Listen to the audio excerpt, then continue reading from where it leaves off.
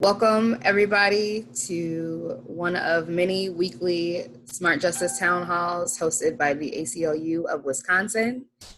Thank you all for joining us. We're really excited to shake things up a bit and do a joint town hall for the ACLU of Wisconsin's Rights for All voting rights campaigns and Smart Justice campaigns. Tonight, we have with us some folks from, obviously, the ACLU, as well as our partners on the jail voting report that we'll be discussing tonight. All Voting is Local, and a member of EXPO, Ex-Prisoners Organizing. I'll give us a bit of a time to introduce ourselves before we go into the agenda. So I'm Raisha Farmer. I'm the Rights for All campaign coordinator and the moderator of this event at the ACLU of Wisconsin. Hi, go ahead, Molly. I'm Molly Collins. I'm the Advocacy Director at the ACLU of Wisconsin. Hello, everyone. I'm Shantae Nelson. I am the State Director for All Voting is Local. Hi, I'm Jerome Dillard. I am the State Director of Ex-Incarcerated People Organizing, also known as EXPO. Hi, everybody. I'm Peter Burris. I'm the Wisconsin Campaign Manager with All Voting is Local. I'm really happy to be here with you all. Yeah, thank you all for joining the panel tonight. We're excited to have an important conversation about jail voting and what the policies are across Wisconsin. Really quickly, I just want to frame the conversation. I have a number of questions I'll ask our panelists about the report and about what implications this could have as sheriffs and others begin to review jail voting policies across the state. But I'll talk a little bit about the report first. The ACLU of Wisconsin and All Voting is Local researched which of the Wisconsin county jails are ensuring eligible voters in their care have the opportunity to register to vote and cast their ballot and have that ballot counted. We refer broadly to this topic as jail voting. At any given moment, there are about 12,500 Wisconsinites in county jails. More than half of those folks have yet to be convicted of a crime, but are forced to remain in jail because they're too poor to post cash bail. In Wisconsin, people who are involved in the criminal legal system don't lose their right to vote unless they're convicted and sentenced to a felony. All individuals convicted of misdemeanors, except folks who are convicted of misdemeanor bribery or treason, are able to vote as even they serve their sentence in the county jail. In the case O'Brien v. Skinner, the Supreme Court affirmed that people in jail who are eligible voters in their state must be provided access to cast their ballot and have that vote counted. However, there's a number of lackluster administrative policies that mean the vast majority of these people who are in jail and have the right to vote do not have the opportunity to exercise it. We call this de facto disenfranchisement. Any form of disenfranchisement obviously is wrong, and it can also have electoral consequences. For some context, just over 22,000 voters decided the 2016 presidential election in Wisconsin. So in order to protect the constitutional right to vote of those in the care of our jails, jail administrators need to build detailed administrative policies and procedures that can be facilitated by an assigned communications officer or a social worker. And then these proposed policies and procedures can be found in our report. We've issued some guidelines, and we can share that report with you in the chats in both Zoom and Facebook, and we can share it at a later date upon request. Generally speaking, these policies should pay close attention to access to information, eligibility to vote, voter registration status, access to property for those who are in jails, voter registration, requesting absentee ballots, which is obviously important in the time of the pandemic, casting a ballot on election day, and verifying that their ballot is counted, and then tracking jail voting support. So that's a quick summary of why we're having this conversation. But I guess I want to turn it over to our panelists as well to offer some more perspective. Can anyone speak to this? Why are we talking about jail voting right now? And what are the report's major findings?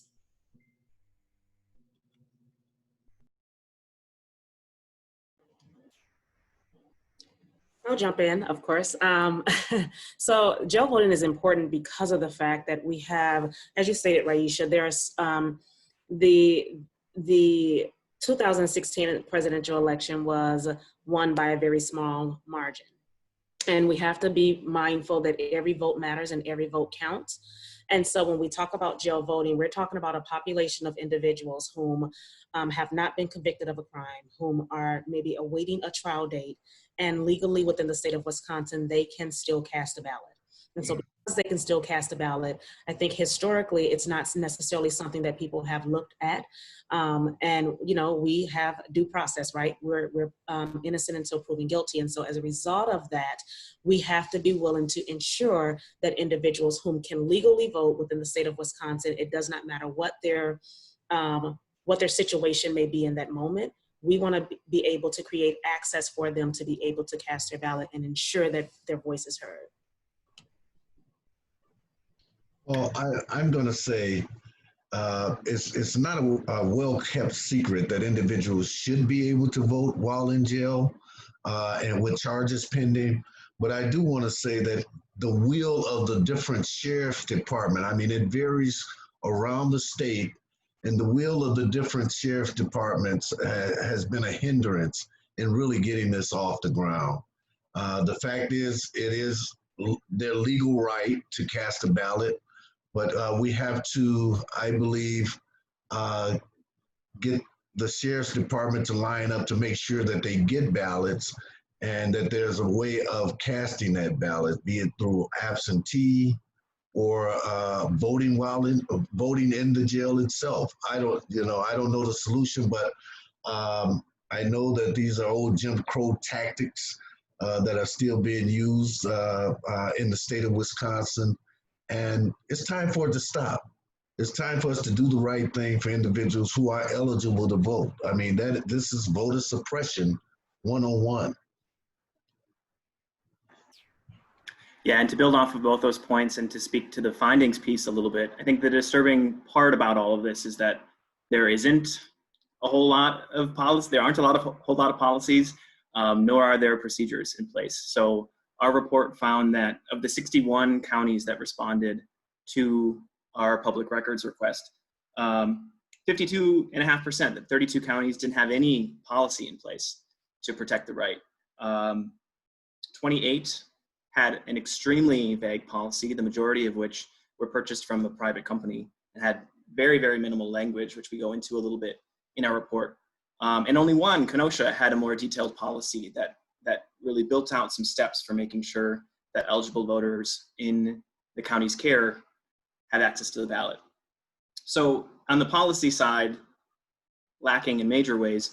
And then similarly in the procedure side, we had 5 counties that responded that had detailed procedures, but procedures don't mean a whole lot if they're not anchored in policy. We need to know that when jail administrations, change hands, that folks' right to vote is still protected. So we really need that policy anchoring these procedures. We had 10 counties that were still using outdated information, some confusion around deadlines, and nobody indicating that they had tracked jail voting to any extent. So nobody could affirmatively say, we've had this many people vote in these past elections. There was a lot of, oh, we've done this in the past, but no solid numbers, which I think is disturbing. And to add to that, the responses were really interesting. We had quite a range of responses from jail administrators, from emails that said, nope, we have no policy, we have no procedure, end of sentence, to nope, we have a policy, but we were so glad you asked. We'll start working on this, to here's what we have, but in many cases, here's what they had is really lackluster. So quite a range. The good news is that there was a good number of administrations that at least seem open to some of the policy recommendations we lay out in our report. just to add to that, I think, you know, when we sent the open records request to all of the counties in Wisconsin, we sent it to 72 sheriffs, and many of them even picked up the phone to call and let us know sort of what they were thinking, ask questions, and one thing that seemed pretty common was that sheriffs were putting the impetus on the person who was locked up to request access to the ballot.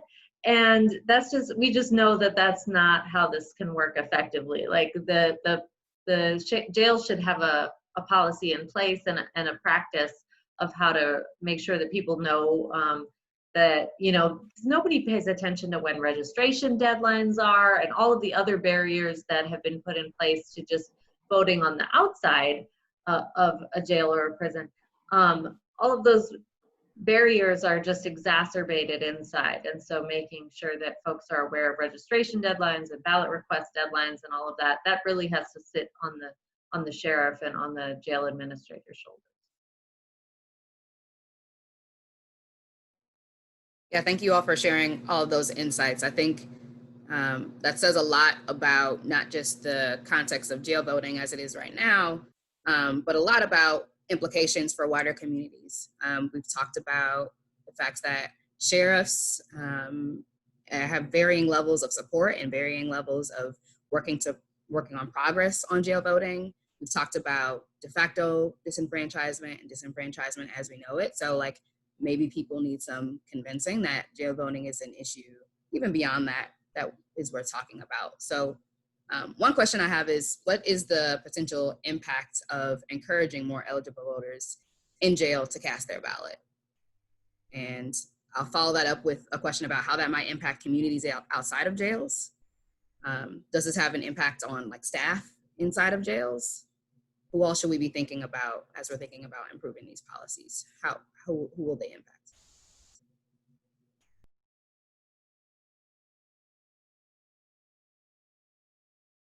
I mean, I think that keeping people connected to their community by being able to participate in democracy is like a really important fundamental value.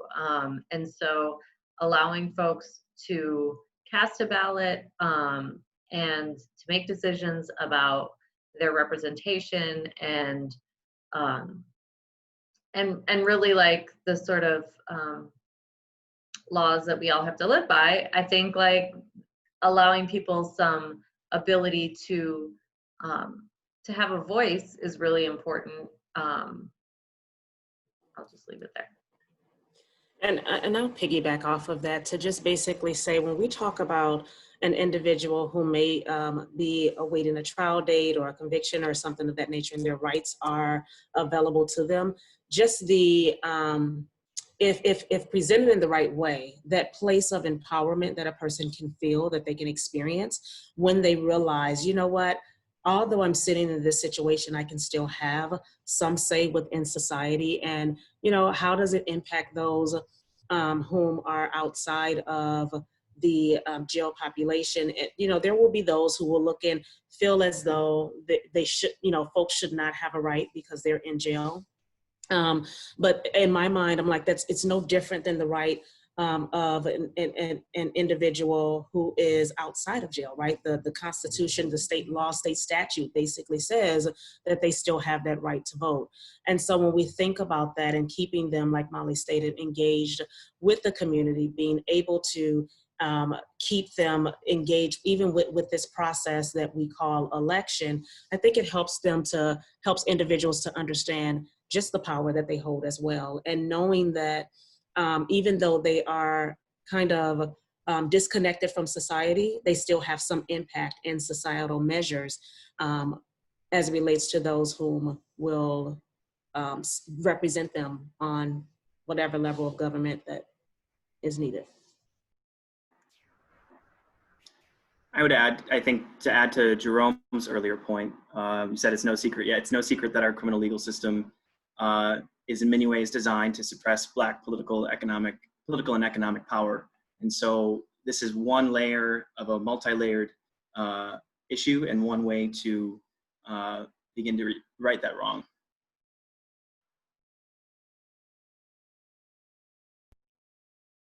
Yes. So obviously this is an issue that we'd love to see progress on because it's a fundamental right. And Wisconsin state laws still allow folks who have not been convicted of a felony, or who haven't been convicted at all, or who have been convicted of most misdemeanors to be able to vote in jail. On the other side of things, does anyone have any concerns about increased jail voting? Is there an instance where not allowing people to vote in jail makes sense for some reason? No, go ahead, Jerome. I will raise up. I worked 2 years as the Dane County Reentry Coordinator inside the Dane County Jail. And I raised the question about individuals being able to vote while in jail. And one problem was they put the onus on the individuals to get their own absentee ballots. And two, I was told that, it could be it could consume staff time, and that's why they're not talking about it, or why they're not pushing to get ballots to individuals who are eligible. And I was told, well, the number is so minimal in here that, it wouldn't be cost effective. This was a few years ago, but, I feel that, in writing those policies and procedures, we have to work in a way to educate the population while they're there on their rights to vote, and help them get those absentee ballots. We have to figure that out because, if we don't do it, I don't know who will. And I'll just jump in and say, this is why the work that we do is so important, right? This is why what we do when we talk about creating access to the ballot box is such an important thing. From ACLU's perspective, you talk about that place of justice with justice reform, from our perspective, and smart justice, right? And from our perspective, really thinking about creating access at the ballot box. And my thought process is this. I don't know that it would require that much different of staff time opposed to staff commitment, right? I don't that much more staff time as it would, I would say, to staff commitment. And the reason I say that is this: to be able to inform an individual around a particular process or policy where they legally have access to that process or policy, it can be done in less than 5 sentences. I'm quite sure in that staff being able to communicate to an individual around any other policy going on or process going on, it's the same thing in a lot of ways. We have to be willing to look to see, like Jerome is stating, how can we work with individuals to ensure that the process is drafted, is written, is documented, but then it's also followed, right? So when you think about, does any individual have access or have an issue, I would say that none of us in this room, in this space, in this Zoom or Facebook Live have an issue, but I'm quite sure there are some individuals who may have issues, and it is imperative that we continue to show how to rectify those issues if we can, and show how to create, how simple the process could be woven into current procedures if they're welcomed.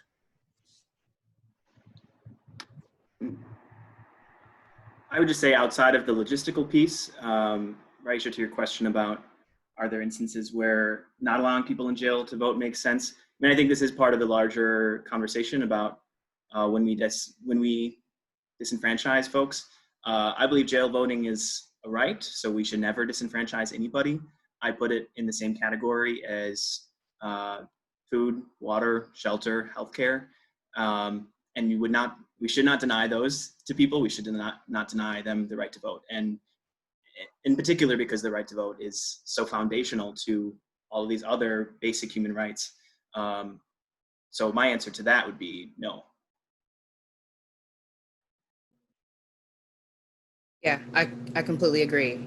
Shantae, I want to sort of touch on something that you mentioned. You said you wanted to really highlight how simple it is to be able to move progress on this issue into practice, and that it's more about staff commitment than anything. So let's simplify it for folks. I talked a little bit about the types of policies that should be included in the procedures that jails have for jail voting. Can we go into detail a little bit about what a model jail policy might look like?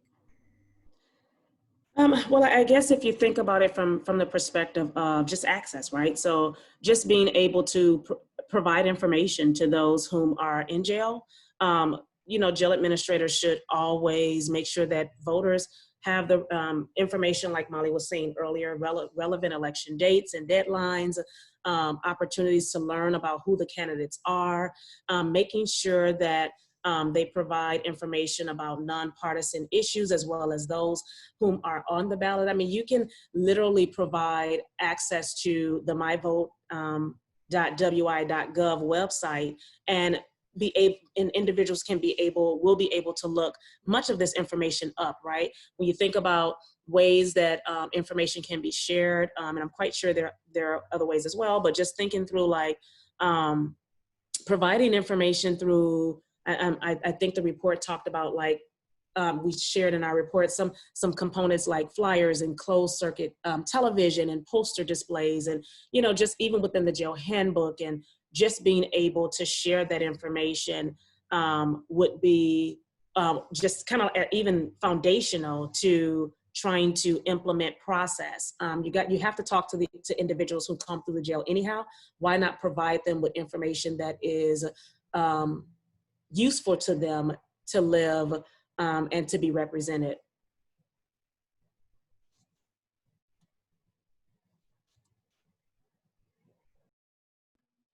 Yeah, those are all really good pieces to consider, ways to get folks access to information, including the MyVote website, including any posters you have in the facility.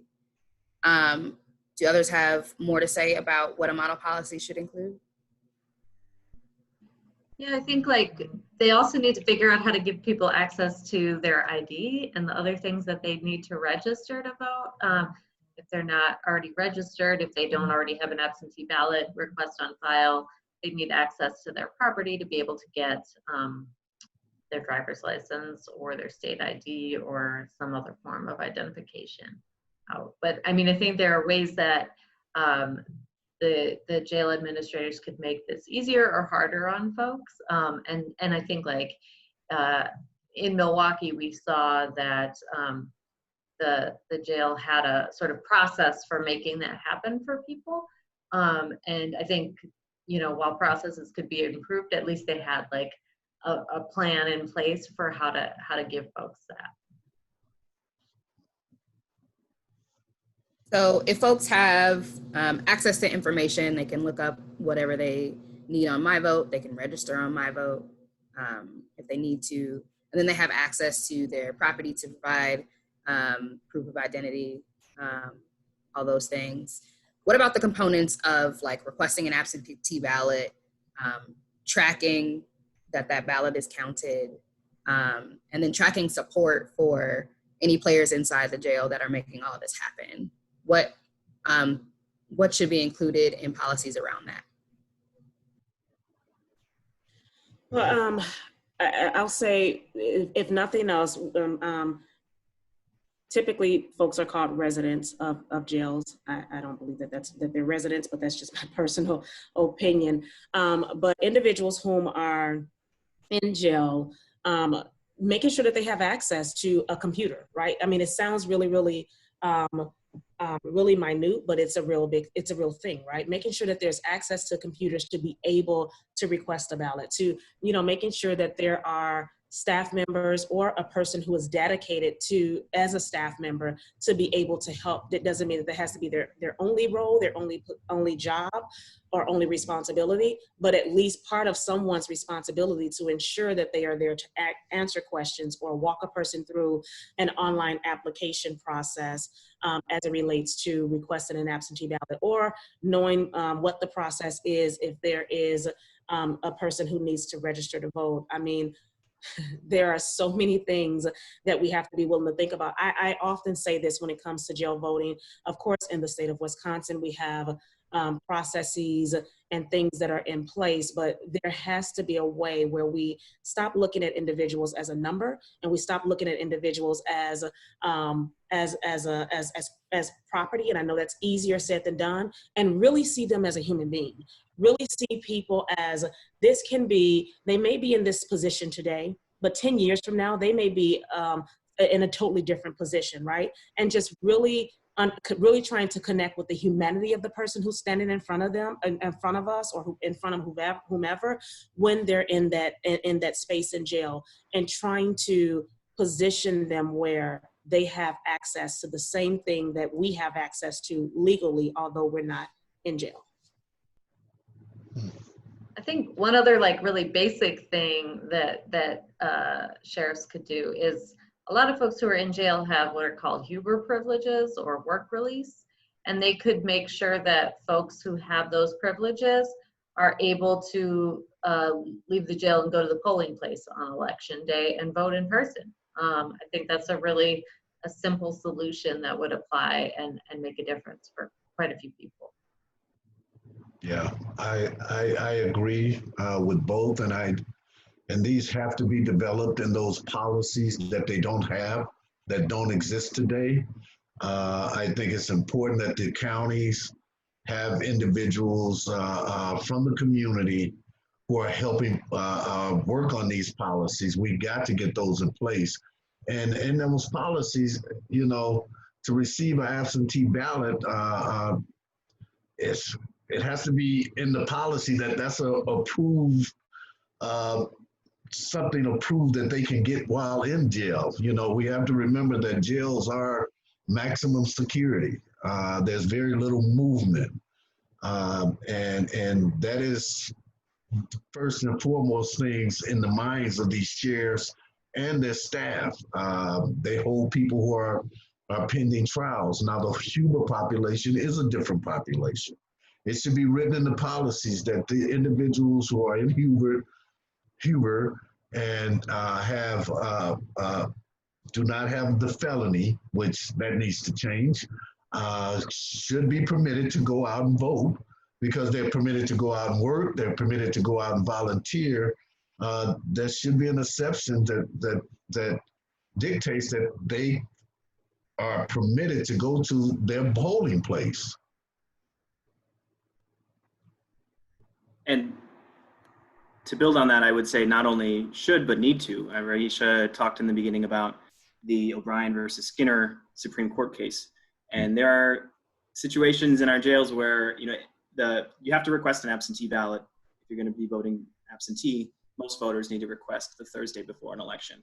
But what happens if you are what many people refer to as a late jailed voter, and you're jailed on Friday, Saturday, Sunday, or Monday before an election? Then in many cases, it's not only difficult to vote, but it is impossible. And that needs to be addressed. It's not just should be addressed. We are disenfranchising these individuals. So we're getting into conversations about necessity and about just what's vital to be able to pull this off. What should county jail supervisors do to hold themselves accountable to updated and more thorough policies?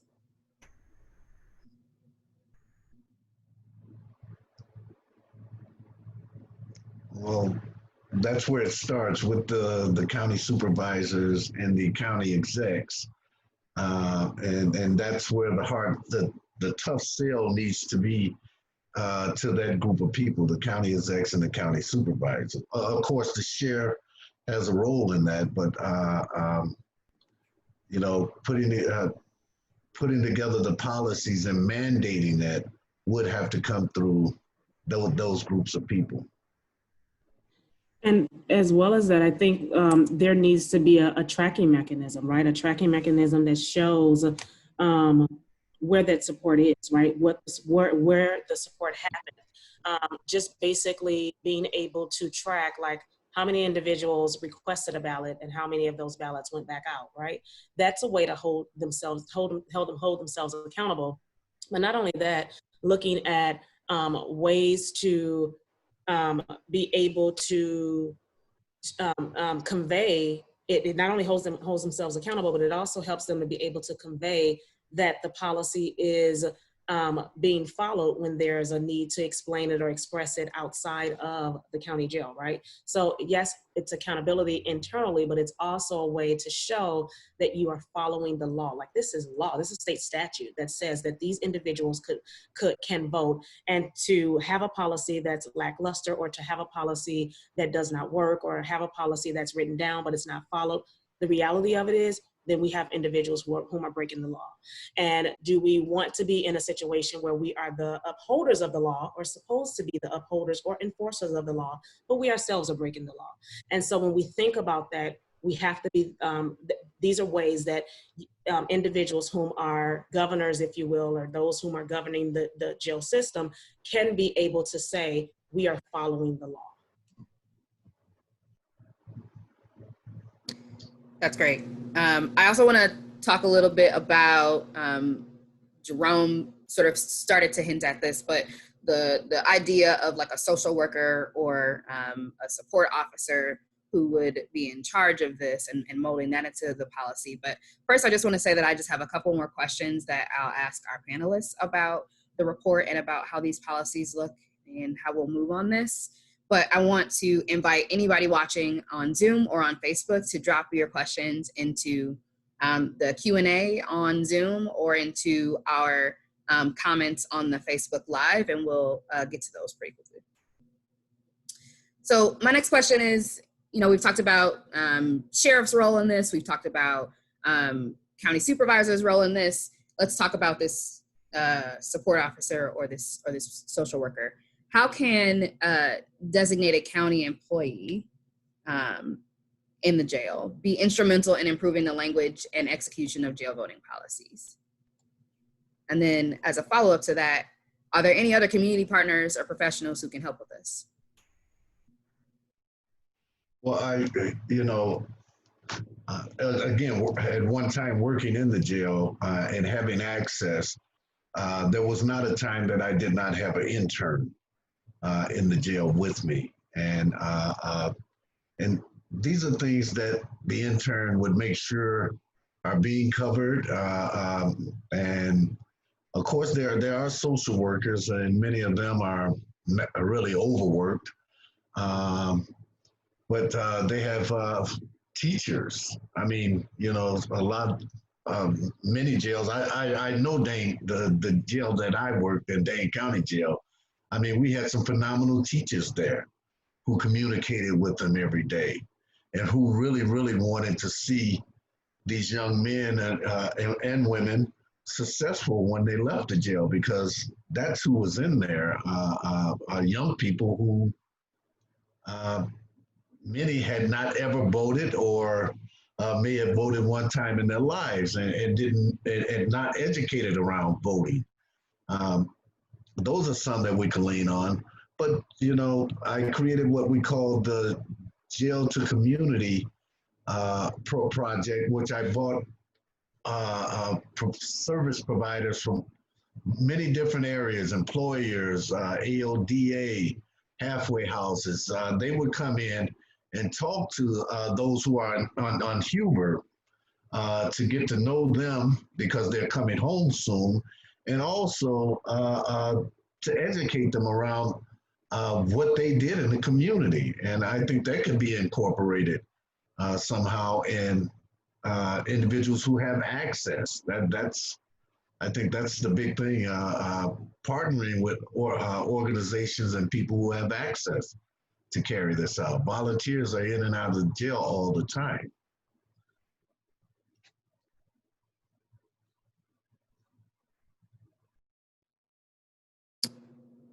That's helpful. Thank you, Jerome. And I think it's helpful to hear the perspective of someone who has done the work before, who knows how easy it is to, like Shantae said, just focus on the commitment piece and executing this. So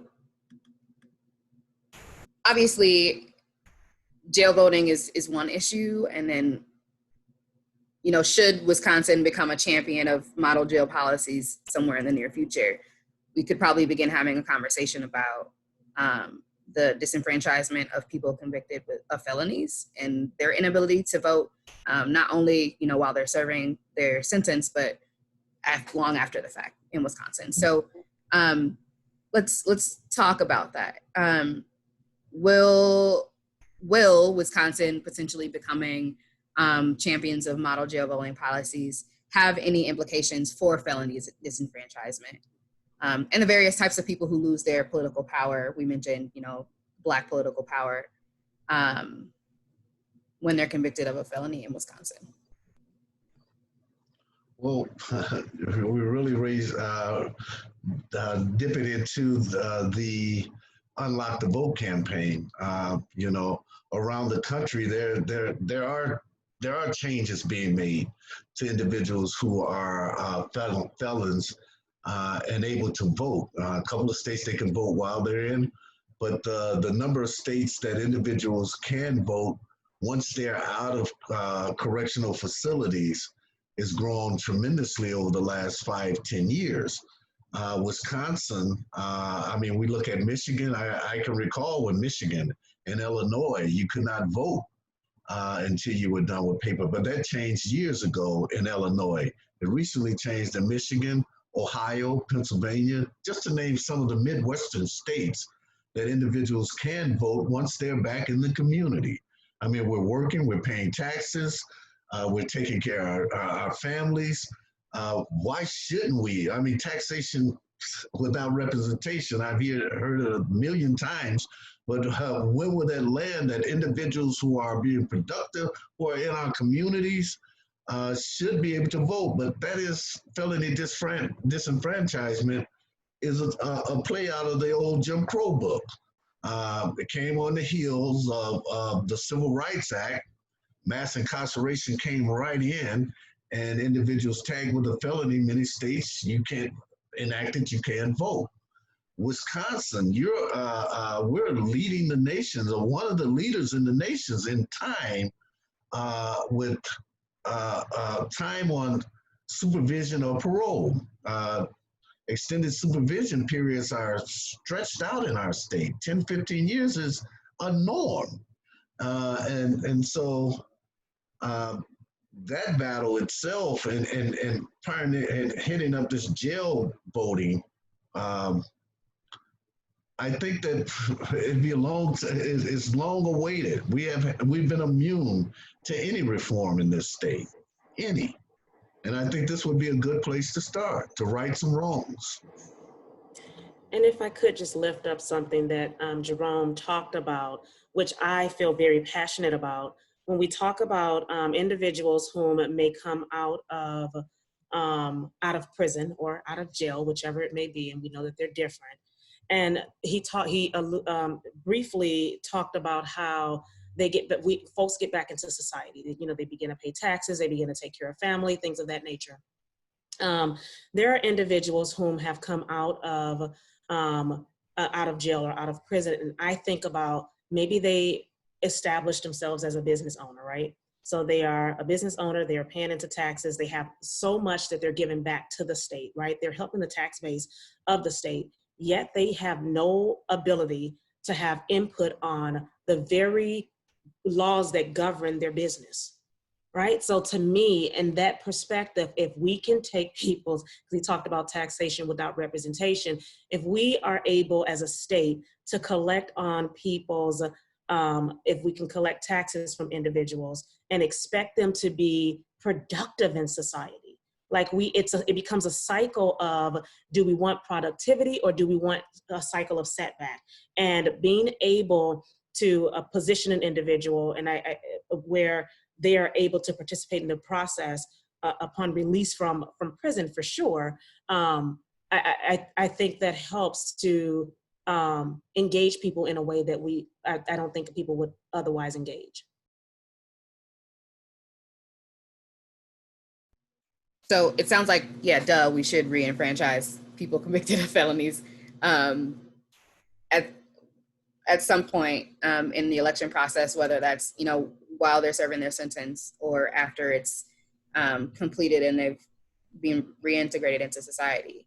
So I guess maybe this is a pointed question at Jerome, maybe not, but so we should, so then what is it that we need to do, right? What must Wisconsin address to re-enfranchise people who are in state prisons wanting to vote, or who are on extended supervision and want to vote, or who have completed their sentences to vote?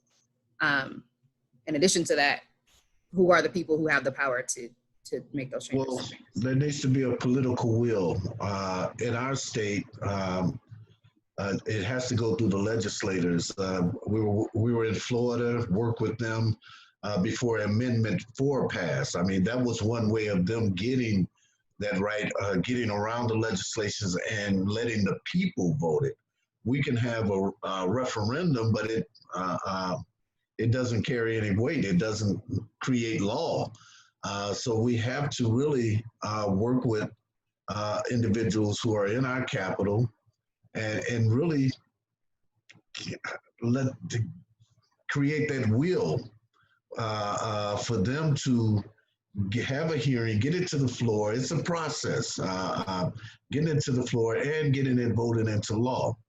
So it's going to take all of us really to have a political push in our state capital to get this done. I mean, we take examples from other states all over the country who have changed their felony disenfranchisement laws to give individuals that right to cast a ballot once they're back into the communities which they come from.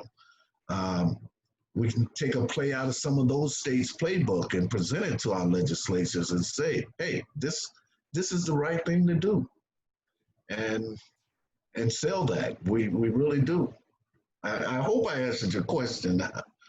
I think that's helpful. I think Shantae has something to add too.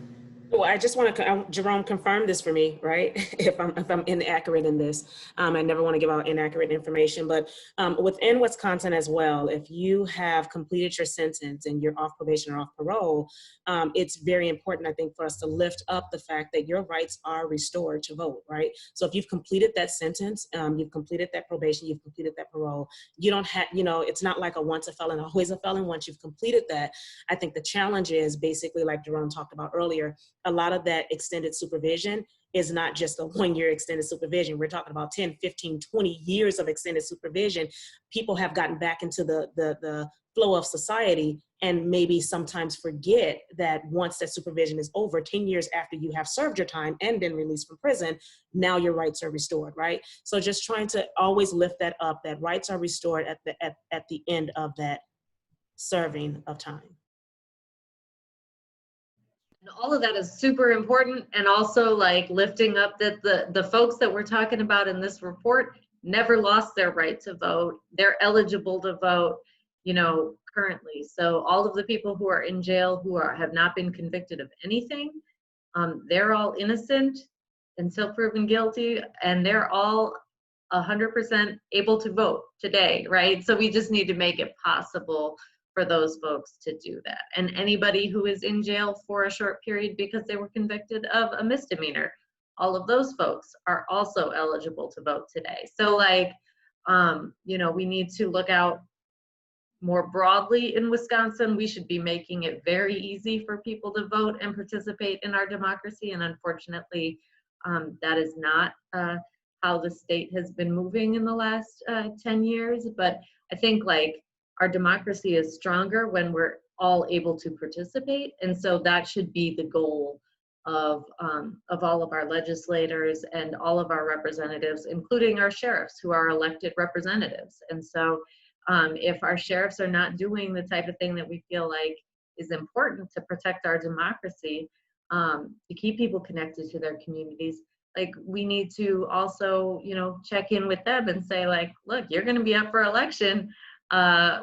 We would like to, be able to endorse you. And so we're hoping that you'll change these policies to make them more friendly to democracy. And to add to that, changing the policies does not require a huge legislative vote. It's a decision that can be made right there. you know, as I mentioned earlier, a lot of the individuals that responded to our records request said, oh, we haven't thought about this. So like, you can make them think about this.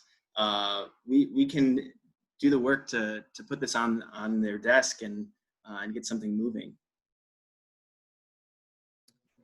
Yeah, that's a really helpful note to leave that question on, because I think this was a helpful time to think about the through line between jail voting policies and then prison, people who populate prisons and their rights to vote or not, or reinstating those rights to vote.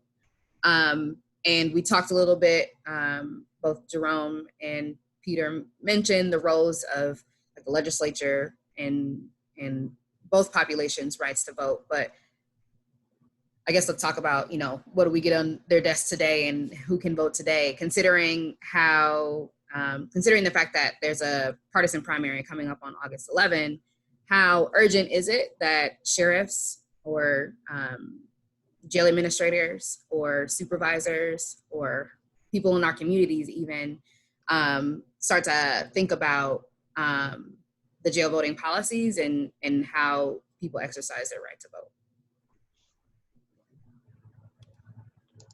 I would say that the deadline to register to vote online for the August 11th election is 3 weeks from today. So, you know, it might be a tough lift to have like a formal, fully fleshed out policy in 3 weeks. I don't think we're asking folks that. I think it's totally reasonable to ask that for the fall, but at least within the next 3 weeks, I would ask, you know, what are jail administrators doing to get eligible voters registered online and get those absentee ballot requests sent in.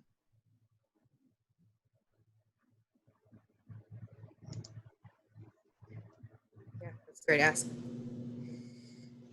So I think that those are all the major questions that I had for the panel. But I am seeing that we're starting to have conversations come in, both from the Zoom Q&A and from the Facebook Live comment thread. So I'll start asking those. First question we had is, do people in jail have ways to access the internet? I think we started to talk a little bit about this. How could they access My Vote without internet? That's a really real question.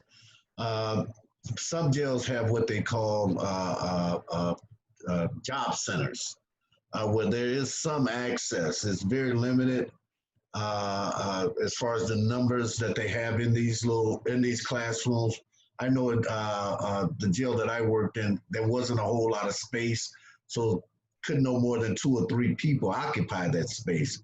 And that's where they had some internet access. It was limited, very limited, but they were connected to the job center.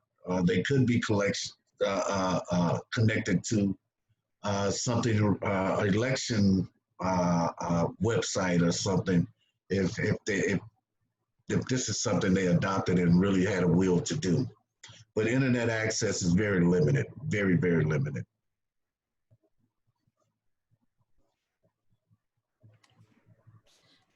Yes, limited, but as you stated, is accessible just on a basis. In addition to that, and I know it's not our typical right now, and I know things had slowed down prior to COVID.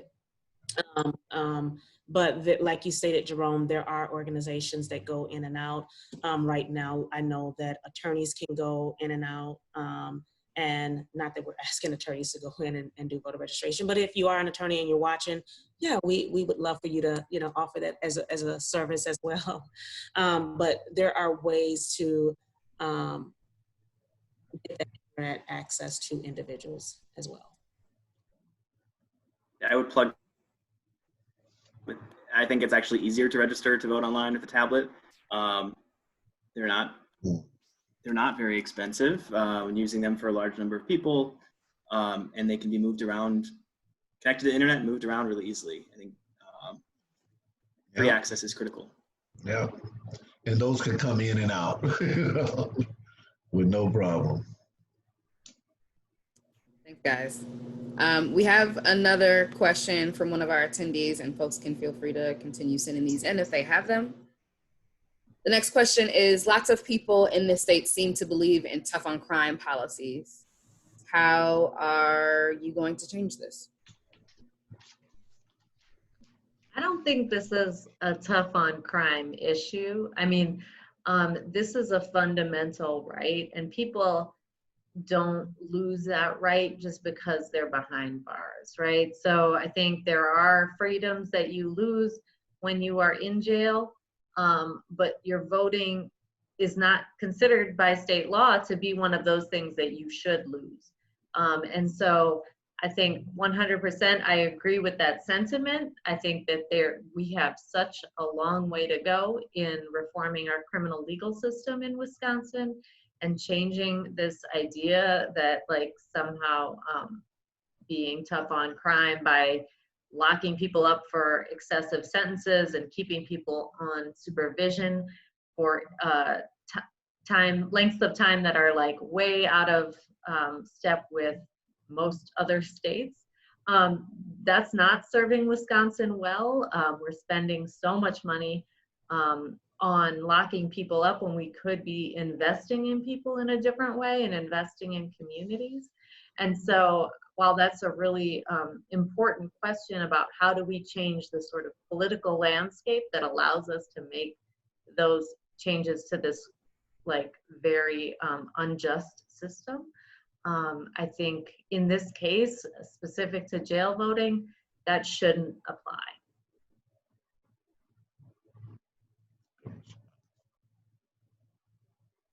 Thanks, Molly. So I have a question in the Zoom Q&A with some pretty lengthy context. The person writes, to change any type of sentencing, we'll need to have a change in representation in our political process. Republicans under Walker changed to truth in sentencing, which made sentencing so that if you were convicted to prison for 10 years, you served 10 years. This was something totally opposed by the Department of Corrections. Unfortunately, this state has a large majority who believes in tough on crime. So the question is, and probably a follow-up to what we were just talking about, how do you profess to try to make changes to this? Voting is one way. How will we see that folks are educated? Well, I want to say that when you say a lot of people in the state are believing tough on crime, I want to give a little pushback because it could or could not be true. But the fact is, we have a legislative body that's been in place for so long who believe in tough on crime. Even attempted to pass a tougher on crime piece of legislation just this year. I think that what we need to do is really appeal to people, and since we're in this time of racial tension or racial, we're looking at the history of this nation. Suppressing the vote is nothing new. During Reconstruction, when people were granted their voting rights back,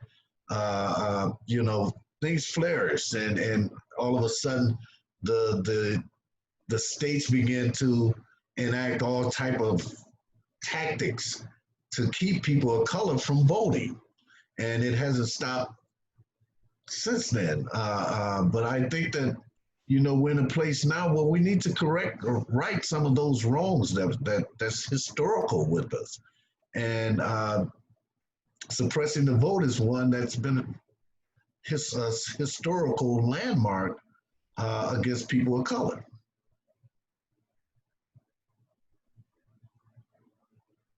Thank you for that. So I think that, at least for now, those are all the questions that we've had come in. I'll share a couple more things, and I'll ask Jerome to share a little bit about Unlock the Vote as well. But if folks continue to have questions that come up either as we're closing out this town hall or later, feel free to reach out to any of us. We're always open to answer questions, and I want folks to know that the report is accessible on All Voting is Local's website. So I think one of the last things that we talked about is, how we change the public will, the political will, how we talk with sheriffs about their role in all of this. And so we have been working on compiling a toolkit of resources that we will share with all of you who are watching to use to talk with your sheriffs, your local sheriffs, about their jail voting policies and the work that they can do to improve their jail voting policies. So we've compiled a contact form so that we can get that information to you. So we'll drop the link to the contact form in the chat of the Zoom, as well as in the comments of the Facebook Live. And please complete that so that we can get the toolkit to you at a later date. We'd also love to continue to tell you about how we're moving on this issue. And as we see sheriffs start to improve policies, we'd like to share that information with you as well. So can't stress enough how great it would be to have the contact information of everyone watching. Jerome, before we close out, you mentioned Unlock the Vote. And I think you offered some key perspective on not just the jail voting piece, but the felony disenfranchisement piece. Do you want to just say more about Unlock the Vote, what it is, and the work you all have done? Okay, I'll see if I can sum this up in a nutshell here. We launched Unlock the Vote campaign in June 27th of 2019.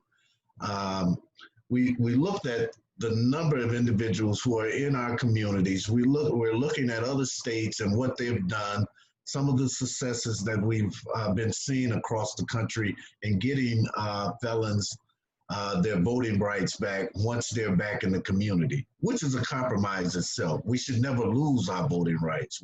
When we're sentenced, we're not sentenced to lose our voting rights. We're sentenced to make amends for whatever got us in the criminal justice system. The fact is, we have 68,000 individuals in our community who are on some form of supervision, be it probation, parole, or extended supervision. And the good number of those, around 43,000 of those individuals, are convicted felons, which they say you cannot vote until you have completed your sentence.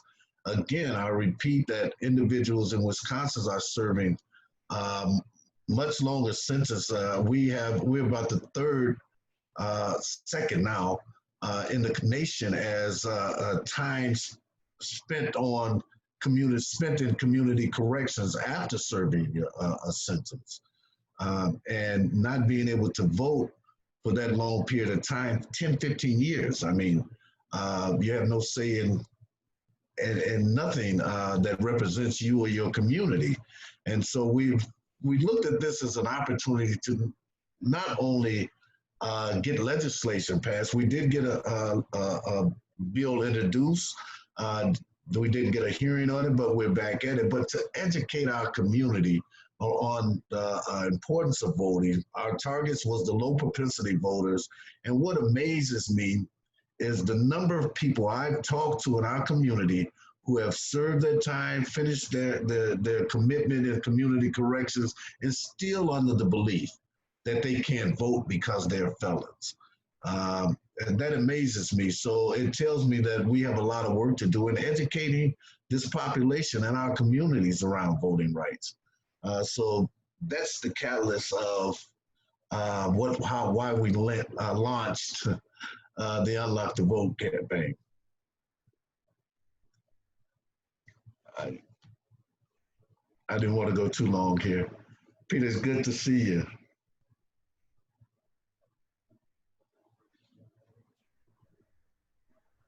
Looks like Raisha may have frozen. I think so.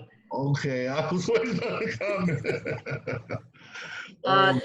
Zoom, we're all living in this pandemic, and this is how our lives are now. So I will just thank everybody for joining us today.